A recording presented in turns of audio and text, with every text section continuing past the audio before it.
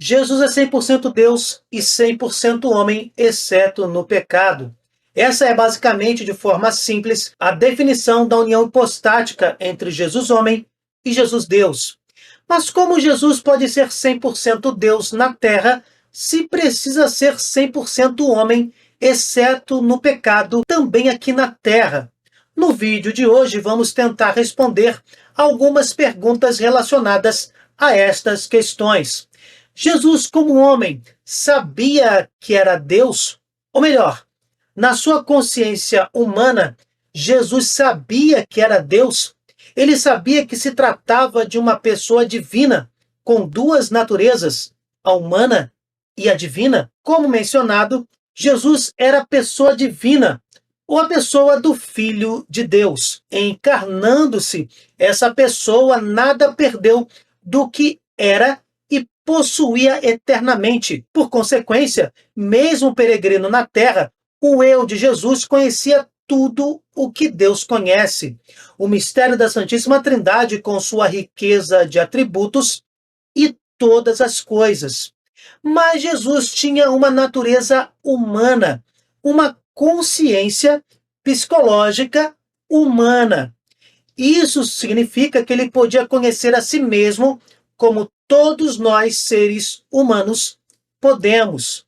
Em outras palavras, ele sabia que era verdadeiro homem, mas também sabia que subsistia pela existência da segunda pessoa da Santíssima Trindade.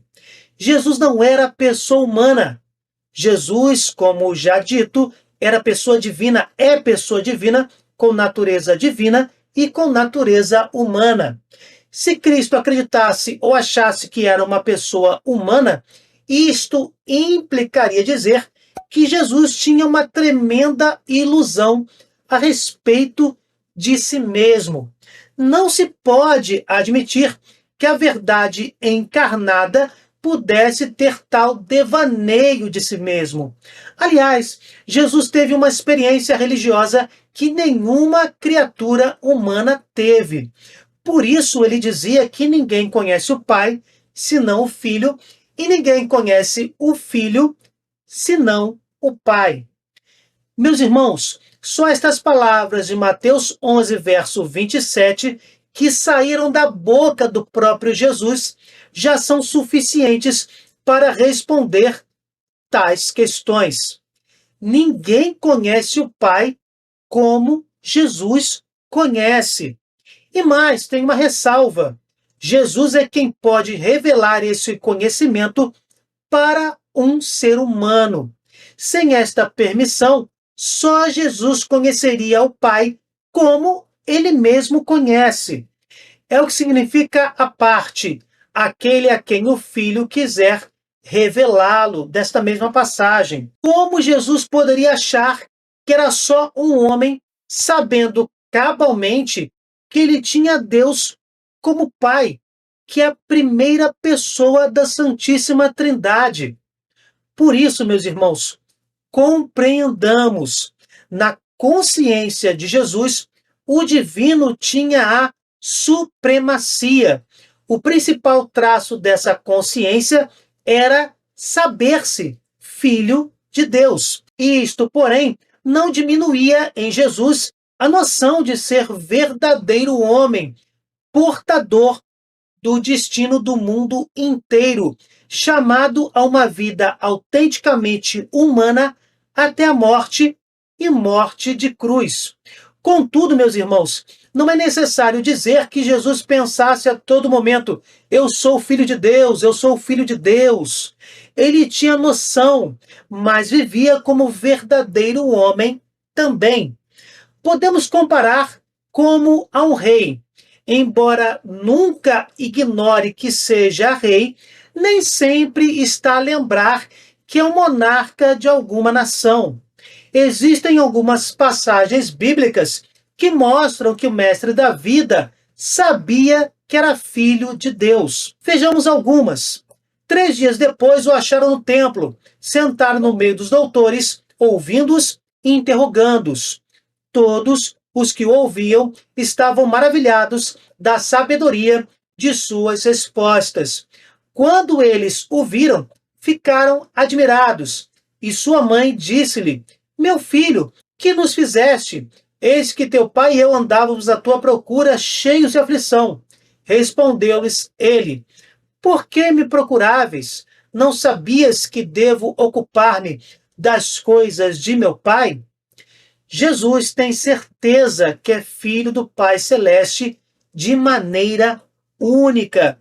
E isso está também na consciência humana de Cristo.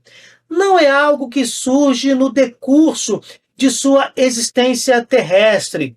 É algo que acompanha toda a vida de Jesus, sem alteração, como pertencente à essência do Mestre.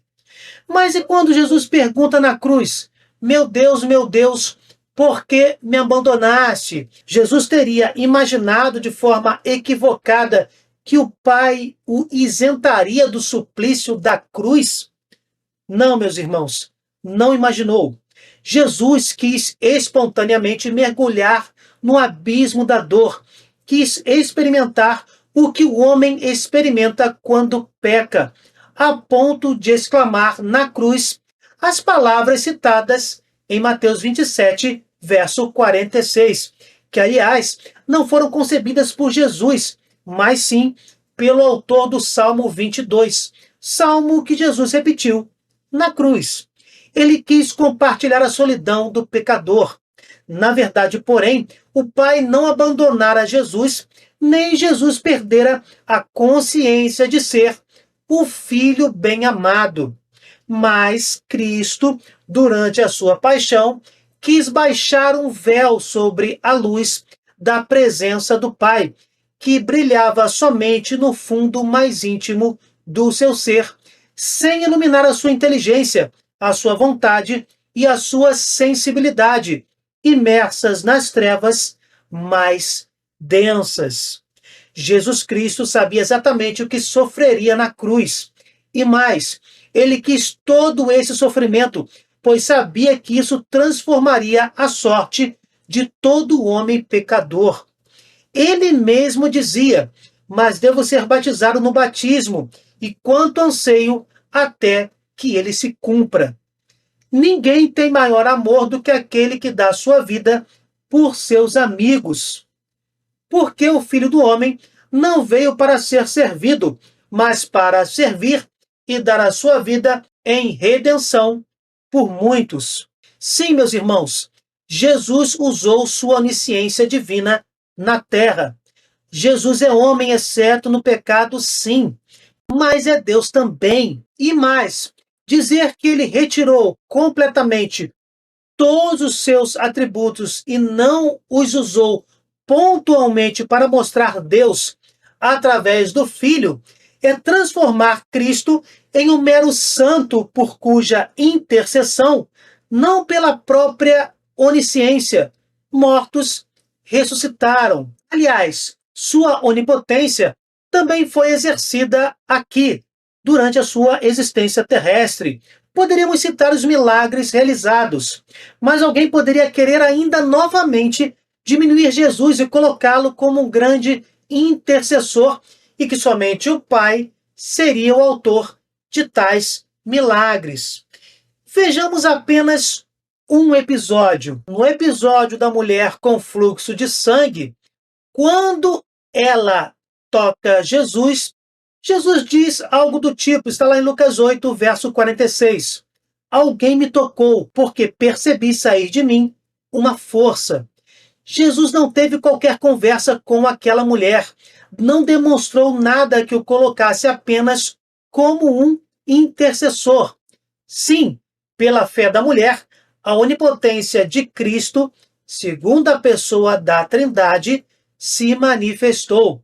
Essa força divina saiu da pessoa divina do Filho.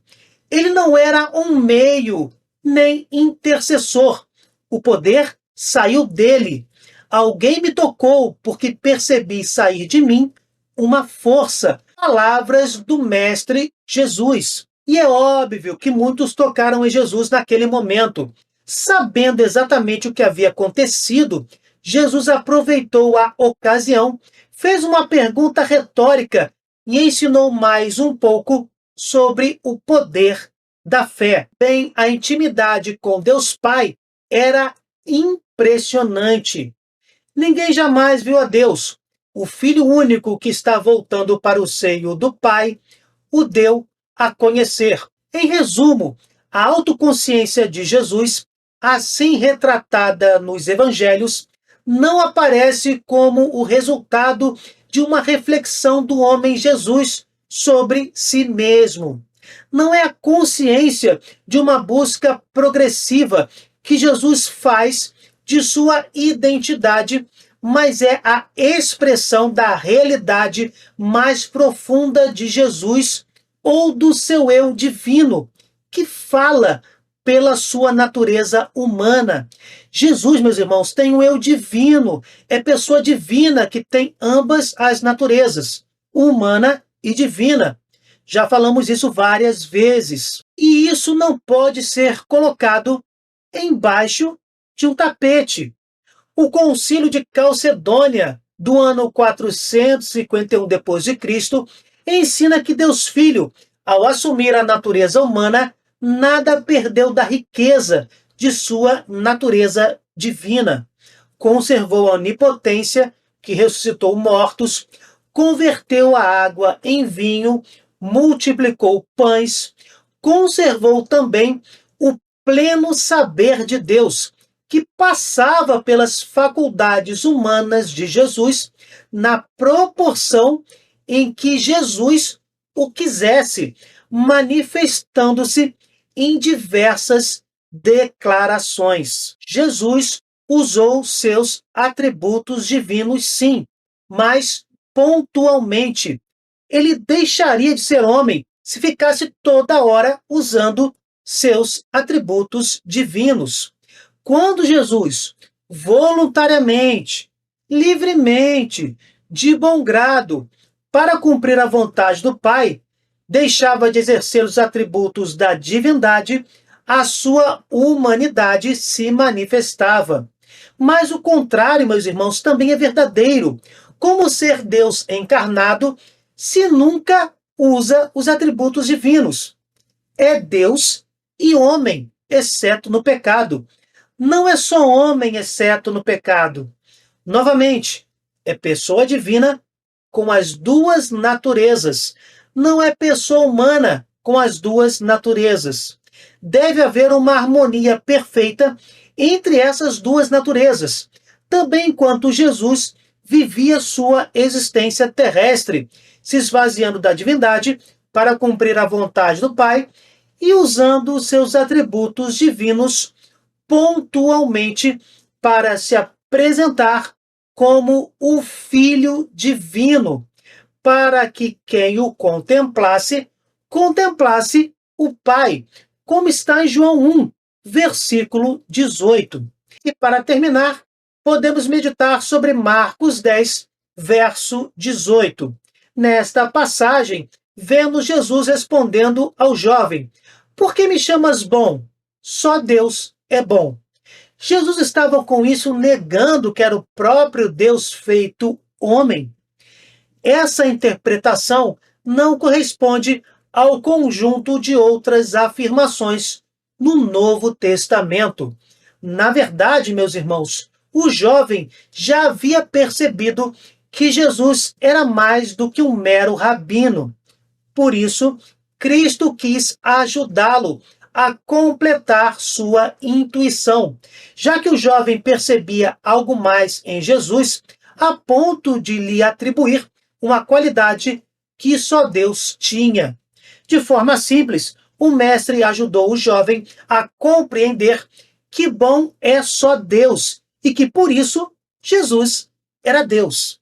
O que acharam destas reflexões?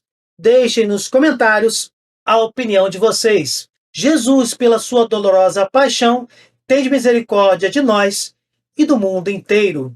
Se vocês gostaram, deixem o seu like e compartilhem. Cliquem no sininho, se inscrevam no canal. Fiquem com Deus, desculpem qualquer coisa e até o próximo vídeo.